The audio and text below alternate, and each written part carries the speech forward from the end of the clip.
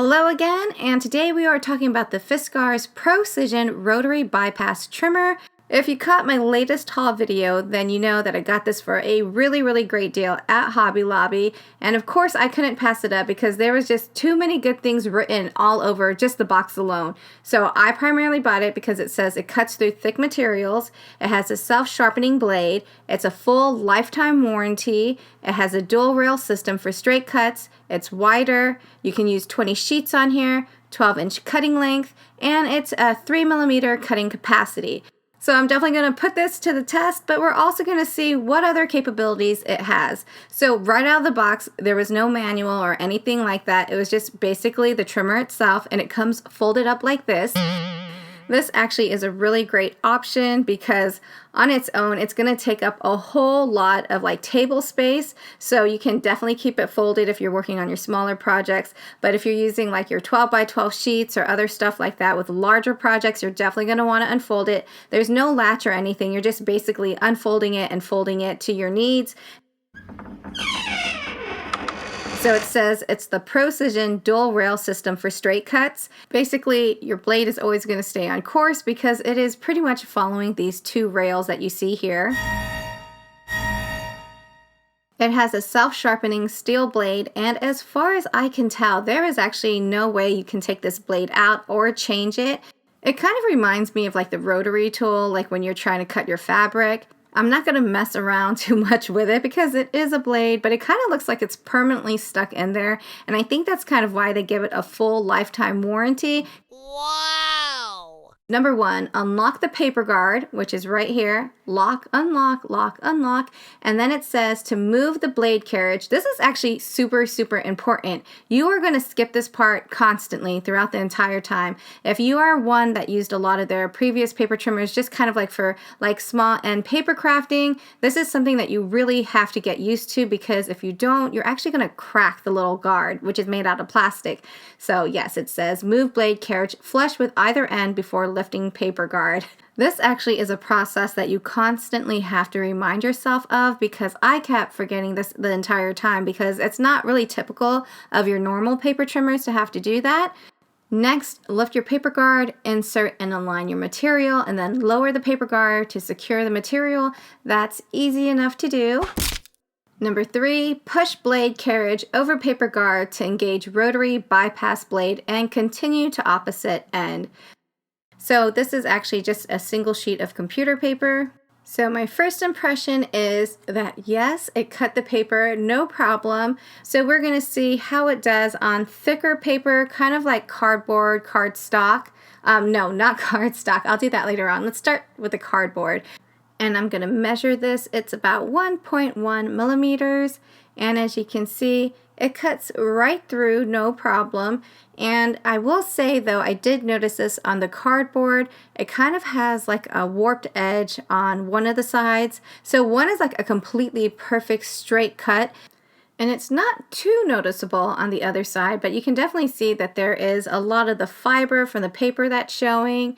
And again, it's not noticeable from far away, so I don't know if that's going to be too much of an issue for people. The cardboard was 1.1 millimeters. It does say that it has a 3mm cutting capacity. So the drag or the tension on the blade definitely is noticeable with the cardboard. And this is 3 millimeters, and I'm going to test it out on foam. I think it's going to be okay to kind of go a little bit over using the foam because it's such a soft material. So the foam for a single sheet, it was perfect, 2 millimeters, cut just fine. And then I doubled up the foam sheet, so that was 4 millimeters. So it was actually a lot smoother than the cardboard, wasn't much tension at all. Next up, I tried 10 sheets of computer paper, which was about 1.2 millimeters. And this one actually had a whole lot of tension. So as you can tell, when I'm cutting it, it's not one smooth motion. You can tell it's kind of stop, go, stop, go, stop, go. And that's because I'm kind of wrestling with the board itself and trying to push it at the same time. So yes, even though it's less than the 3 millimeters, it's still a lot more tension than the foam.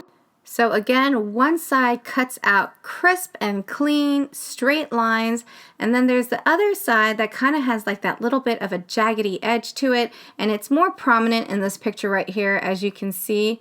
Yes, I have a theory as to why this might be, but I'll talk about that towards the end of the video. We are going to continue to test this out.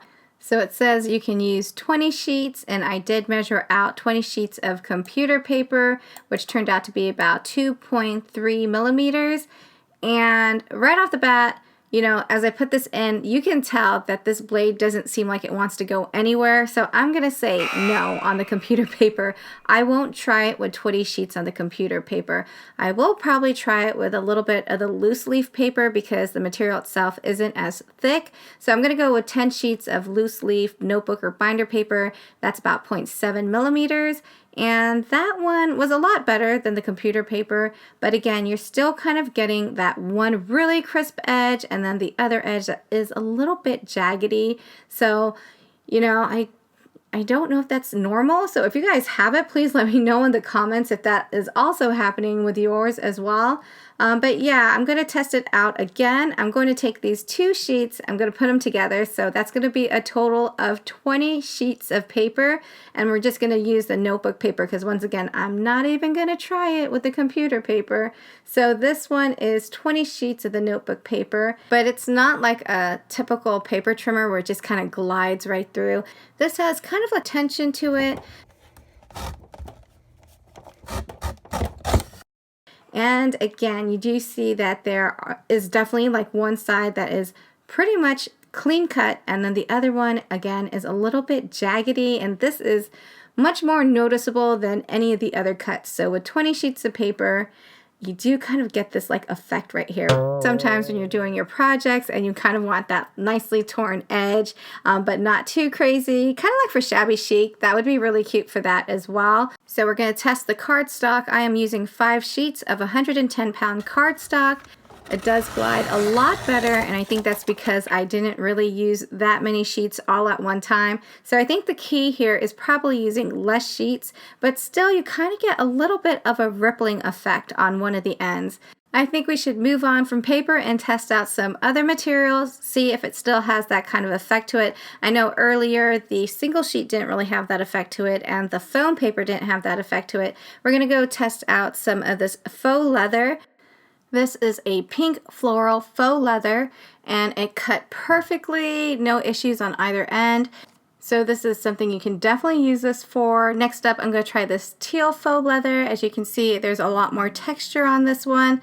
Unfortunately, this one did not cut through, which I wanted it to because, as you can tell, I didn't cut it straight with my scissors. So I was like, okay, this definitely has to work, but no, it does not. Next up, we're going to try this gold glitter canvas ribbon. So this is always like a thing for most people, right? It's always glitter that's really hard to cut. I actually thought this was going to be the one to give the blade a run for its money, but nope, this one cut really smooth as well. And then next up we have these plastics, which are, you know, your tablecloth covers. I use this, I buy it quite often to kind of like cover my desk when I'm doing like painting and stuff like that. So this definitely did a great job, way better than my scissors, as you can see. So this is just my theory, but I think why the paper has kind of like that jagged edge to it is because the right and left hand sides aren't flush.